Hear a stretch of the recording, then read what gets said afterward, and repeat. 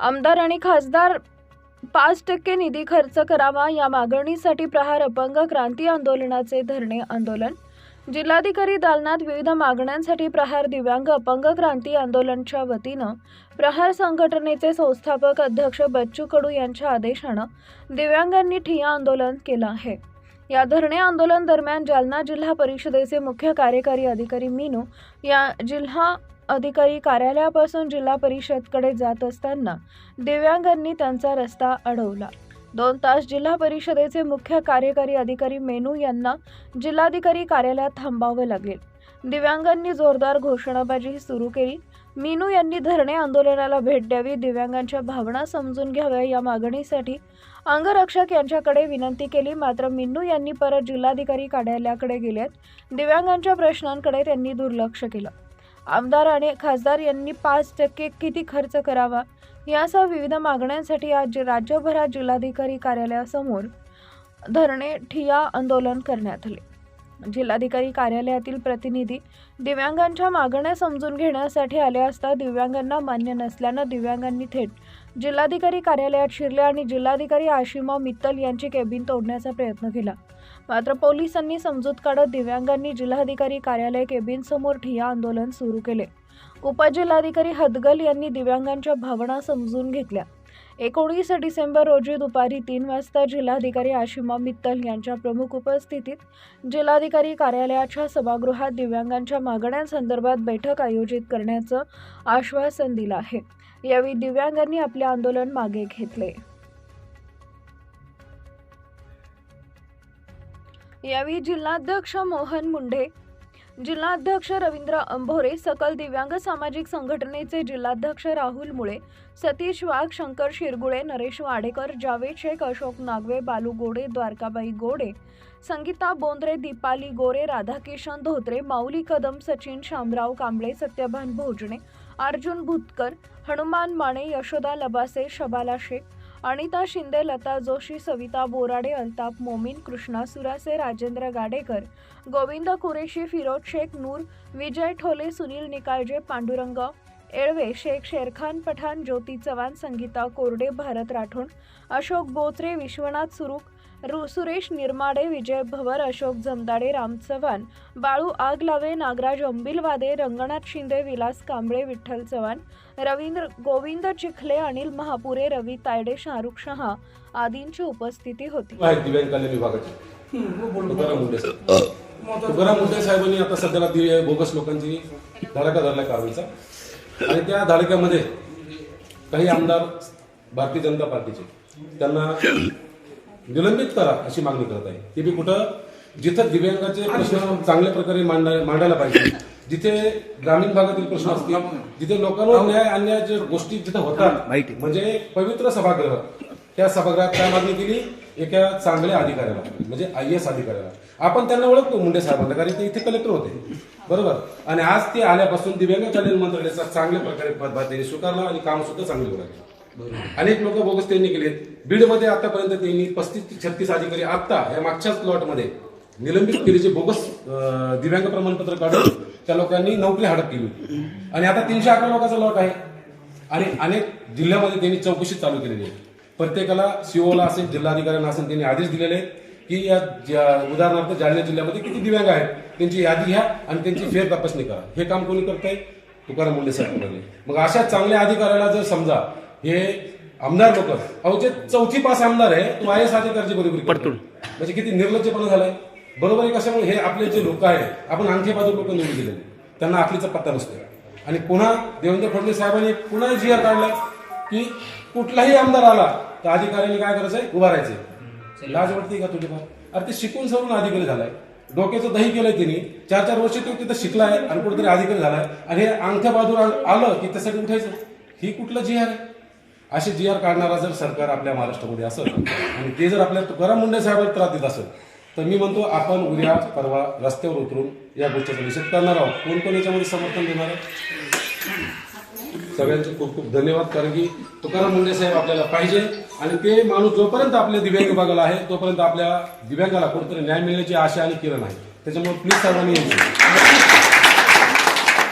जालन्याचे आमदार अर्जुनराव खोतकर असेल, भोकरदनचे आमदार संतोष दानवे असेल, बदनापूरचे आमदार नारायण कुचे असेल, परतूरचे आमदार बाबूराव लोणीकर असेल, यांनी 5% द्या खर्च करावा या मागणीसाठी जालना जिल्हाधिकारी कार्यालयासमोर धरणे आंदोलन करण्यात आलेले आहे. आता जालन्याचे जिल्हा परिषदचे मुख्य कार्यकारी अधिकारी मिन्नू मॅडम ह्या आल्या होत्या आणि त्यांनी सांगितलं की रस्ता मोकळा करा. रस्ता मोकळा कशासाठी करायचा? त्यांनी तुमच्याकडे सुद्धा आमच्या भावना आहे, तुमच्याकडे सुद्धा आमच्या मागण्या आहे. 5% ते खर्च करून द्यावं. एक दिवस आम्ही त्यांच्याकडे गेलो होतो, ते म्हणजे बाहेरचा म्हणजे दिव्यांगाच्या भावना, दिव्यांगाच्या वेदना अजून त्यांना कळलं नाहीये. दिव्यांगाच्या वेदना कळायला त्यांना टाइम लागणार आहे. त्यांनी दिव्यांगाच्या वेदना कळून घ्यावं. अरे आशा मित्तल मॅडम या आम्हाला जेव्हा मला तेव्हा वेळ देतात, तेव्हा मला तेव्हा आम्हाला भेटतात, तेव्हा मला तेव्हा वेळ देतात आणि मग त्यांना दिव्यांगाच्या भावना कळल्या. त्यांनी सुद्धा जिल्हा महानगरपालिकेत महानगरपालिकेत आयुक्त म्हणून त्यांच्याकडे चार्ज आहे. महानगरपालिकेत त्यांनी स्वतः कार्यक्रम घेतला दिव्यांगाचा. जिल्हाधिकारी कार्यालयात कार्यक्रम घेतला, पण जिल्हा परिषदला दिव्यांगाचा कार्यक्रम घेतला का? जागतिक दिव्यांग दिनानिमित्त त्यांनी जाहीर करावं हे मी तुम्हाला आवाहन देतो. त्यांनी जिल्हा परिषदला दिव्यांगाचा कार्यक्रम घेतला का? दिव्यांगाचा कार्यक्रम त्यांनी घेतला नाही. दिव्यांगाची वेदना त्यांना काढली. दिव्यांगाची वेदना काढायला त्यांना टाइम लागणार आहे. अरे जालन्याचे राजकीय पक्षांनी सुद्धा त्यांच्याकडे दुर्लक्ष केलं. दिव्यांगाकडे त्यांनी सुद्धा 5% द्या खर्च करण्यात यावं, नाही तर आम्ही मोठं आंदोलन छेडल्याशिवाय राहणार नाही. जय प्रहार. जय रवींद्र आमुरे. आणि शांततेपूर्वक जे 12/2025 रोजी जे समस्त महाराष्ट्रभर जे आंदोलन सुरू आहे आणि खरं तर ज्या गोष्टीसाठी कायदे आहेत, ज्या गोष्टीसाठी शासन निर्णय आहेत, परिपत्रक आहे, केंद्र शासनाचे राज्य शासनाचे गाईडलाईन्स आहेत, त्याची प्रत्येक 3-3, 4-4 महिन्याला आढावा बैठक होती. ह्या सगळ्या गोष्टी होऊनही त्या सगळ्या प्रक्रियेमधून दिव्यांग बांधव वंचित राहतोय. ही खूप मोठी पवारजी खूप मोठी शोकीनता आहे, खूप मोठी दुर्दैवाची गोष्ट आहे, खूप मोठी खेदाची गोष्ट आहे. आणि ज्यावेळेस आम्ही आंदोलनाची भूमिका घेतली,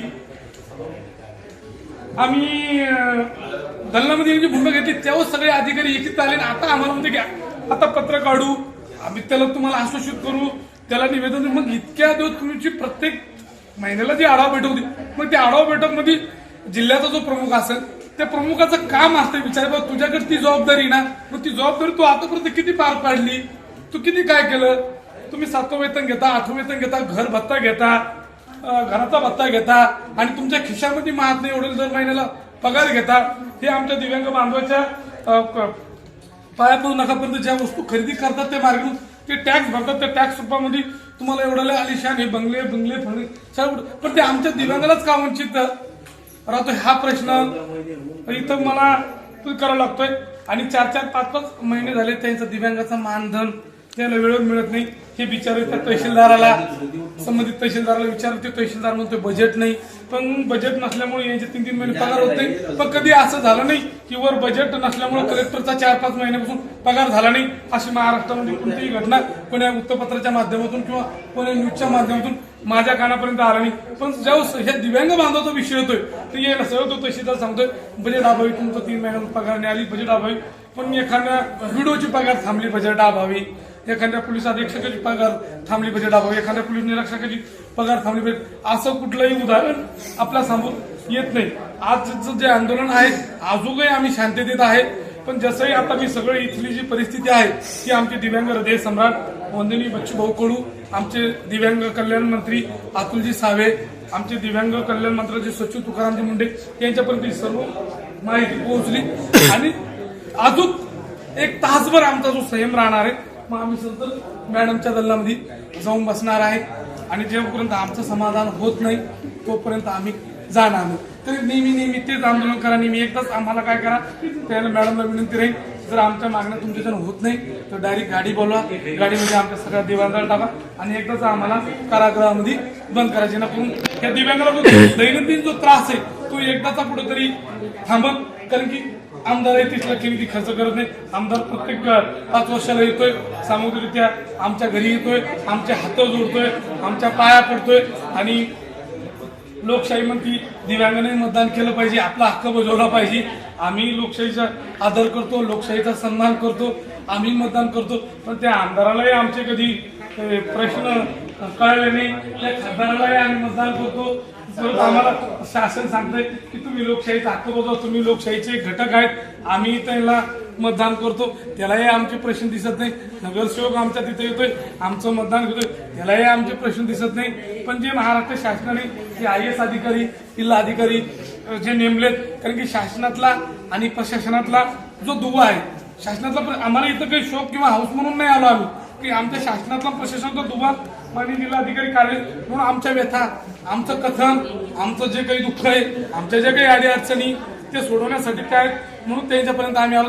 आणि जर त्यानेही जर आमच्या अडचणी नाही सोडवल्या तर मग आमची जी पुढचं भूमिका आहे, जी आमची बच्चू भाऊ पुढे सांगतानाच आम्हाला एक तासाभरामध्ये की पुढची रणनीती काय, पुढची भूमिका काय ती तर आम्ही ठरवणार. पण परत एकदा हे सगळ्या आंदोलनाच्या माध्यमातून सांगतो की आमचे जे काही प्रश्न आहेत ते सुटले पाहिजे. आम्हाला आश्वासन नका देऊ, कारण आश्वासन देऊ देऊ देऊ देऊ आमच्या अर्धी हयाती गेलीच आहे. आश्वासन आता किती हलपट आहे, तो दिव्यांग कसा वरती आला असेल, ही भगिनी कशी वर आला असेल, हे कशी आले असेल, तरी आमचे प्रश्न सुटत नाही. प्रत्येक ठिकाणी आम्हाला आश्वासन भेटते, प्रत्येक ठिकाणी आमचे प्रश्न सुटले पाहिजे. जो गरजू दिव्यांग बांधव आहे त्याचा सर्वे झाला पाहिजे, त्याला घरकुल मिळालं पाहिजे. जो गरजू दिव्यांग बांधव आहे त्याला व्यवसायासाठी 200 फूट जागा मिळाली पाहिजे. या सगळ्या गोष्टींसाठी कायदे आहेत. पण आम्ही जर जेव्हा कायदे मोडण्याचा प्रयत्न केला की आमच्यावर लगेच, जसं आमच्या अगोदरच्या वक्त्यानं सांगितलं की आमच्यावर 38-33 गुन्हे दाखल होते, आमच्या बच्चू भाऊवर बी 450 गुन्हे दाखल झाले. अरे पण त्याला हे कळतं की हे दिव्यांग बांधव साहेब बच्चू भाऊच्या आदेशानं प्रत्येक 3 महिन्याला आमचा दिव्यांग बांधव इथं रक्ताची तुटवडा होती, प्रत्येक दिव्यांग बांधव आमचा रक्त करतोय. आमच्या चांगल्या कामाची कधी प्रशासन करत नाही, इथलं शासन प्रशासन. बच्चू भाऊच्या आदेशानं आम्ही प्रत्येक 3 महिन्याला रक्तदान करतो, प्रत्येक गरजू पेशंटला मदत करतो.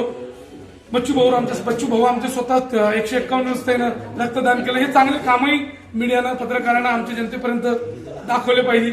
आणि इथं आम्हाला इथपर्यंत खरं तर येऊ द्यायला नाही पाहिजे, कारण की ज्याला 2 डोळे नाही, ज्याला 2 पाय नाही, ज्याला 2 हात नाही, ज्याला बोलता येत नाही, त्याला चालता येत नाही, त्याला ऐकू येत नाही, त्याची ही अवस्था आहे. तर ह्या लोकांकडे प्रशासन असं. आणि सरजी आम्ही जेव्हा खाली होतो ना, खूप म्हणजे जेव्हा शिव मॅडमची गाडी जात होती ते आम्हाला जाऊन द्या, आम्ही रस्ता देत होतो. मॅडम तुम्ही रस्ता, तर फक्त एकच विनंती की काही विषय तुमच्या कार्यालयाशी निगडीत आहेत तर तुम्ही थोडंसं 2 शब्द ते बोला.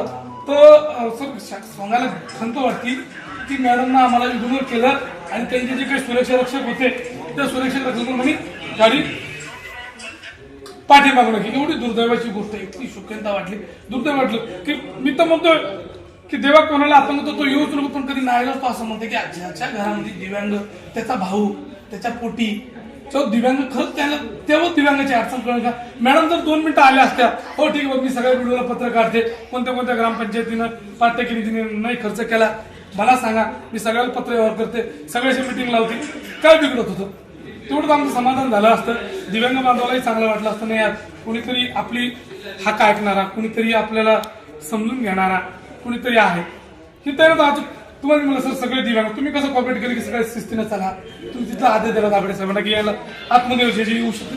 खरं तर काही अधिकारी, त्या अधिकाऱ्याचं आम्हाला कधी कधी कौतुक करावं वाटतं. आमच्या अगोदरच्या वक्त्यानं आमच्या मुंडे साहेबाचं कौतुक केलं.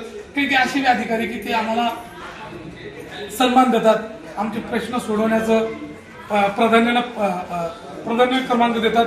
अशा अधिकाऱ्याचाही आम्ही सन्मान करतो, त्यांचा आदर करतो, त्यांचा उचित सन्मान करतो. आणि आज आम्ही इथं जे आलो, आमचे प्रश्न खरंच सोडले पाहिजे. हे विषयातले जसं आमचे आंबोरे साहेब म्हणले, आणि ते